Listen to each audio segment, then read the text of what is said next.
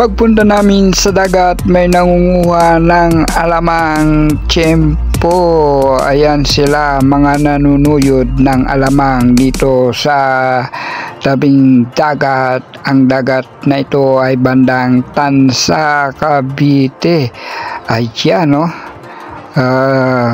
Panahon ng alamang, nasa gilid ang mga alamang. At ito pala si ate ang tagakuha ng kanilang huli. Ayan siya. O yun, no? Tatanggal mo na mga basura na nakuha sa lambat. Ayan, pagka malinis na, ipunin. Ito, taga-benta ng huli ng alamang. Siya ang tagakuha. Tiyempo naman, marami ang naliligo sa dagat na ito. Ayan, ginukuha na ni kuya. Okay, nakaisang takip yan, takip o plato. O, ganito niya inaalok. Ayan, silagay sa plastic at buhay na buhay pa ang mga alamang. Tatalon na ayun. May bumili na agad sa huli. Ayan, mga naliligo lang po yan dito. Ayan, okay na okay sa oras yan. Pwedeng gawing bagoong, pwede ring itorta, haluan ng itlog at saka harina. Ayan, patuloy na nanguhuli ng alamang. Ayan, sinusuyod ang bandang ibabaw dahil naandyan ang mga alamang sa gilid. Okay na okay sa alright. Okay na okay yan. Guys, ayan, kitang-kita naman kung paano manghuli ng alamang dito sa karagatan habang may naliligo. Okay na okay sa alright, guys. Ayan. Okay na okay talaga. Ang hanap buhay sa gilid lamang, pera na agad. Lalo na't marami ang naliligo. Ayan, kitang-kita naman, marami ang naliligo dito sa dagat na ito. Okay na okay sa alright.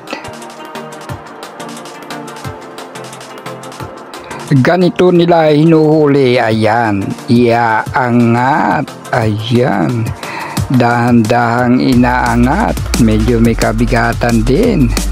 Kailangan matibay talaga ang kawayan. Ayan, pinapagpag dahil sa mga gilid-gilid niyan. May mga lamang yan. Ayan, pagpag.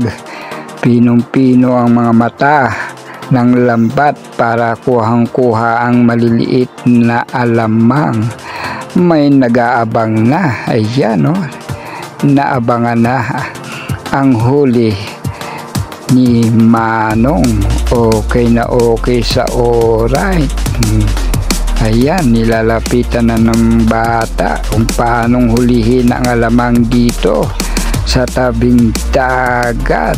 At tiyempong-tiyempo ang mga nangunguha dito dahil mayroon ng mga tao na hindi na sila mahirapang ilako sa bahay-bahay dahil inaabangan na ang mga huli nila at agad nabibilhin. Ang isang takip ng container o malaking plato ay halagang 100 pesos. Hindi na lugi yun dahil marami na yun. Talaga na sobrang 1 kilo yata yun. Okay na okay sa alright. Okay, kaya pala nakapalili dito ang mga batang ito. Ayan, nanghihingi sila ng alamang. Okay naman, mabait naman si Kuya Manong. Binigyan din naman sila ng ayan, ng alamang na buhay pa. Tuwan-tuwa mga bata sa kanilang natanggap na alamang buat sa nangunguha. Okay na okay sa alright. Ayan, okay. Ayan, tuwan-tuwa mga bata. Sila ay nabigyan ng buhay na alamang.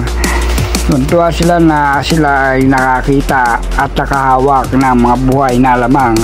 Ayan po, kaganda ng dagat, talagang parang pinalansya, walang kaalon-alon, talagang pabor na pabor sa mga nanguha ng alamang dito. Ayan si ate, nag-aabang ng mga huling alamang at yan naman niya binabenta sa mga lokal na turista rito na naliligo. Okay na okay sa alright, at dito pala yung hulugan. May kasama kaming bumili ng alamang, 100 pesos only. Ayan, uwi niya na yan sa binakayan. Okay na okay sa alright, good na good. Nakain po kasi sila niyaan.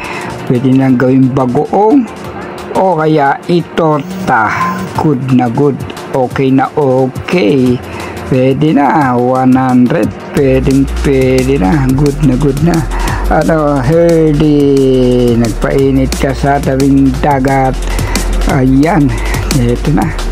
Kasi kami ay malapit nang umuwi na rin. Ayan, tiyempo.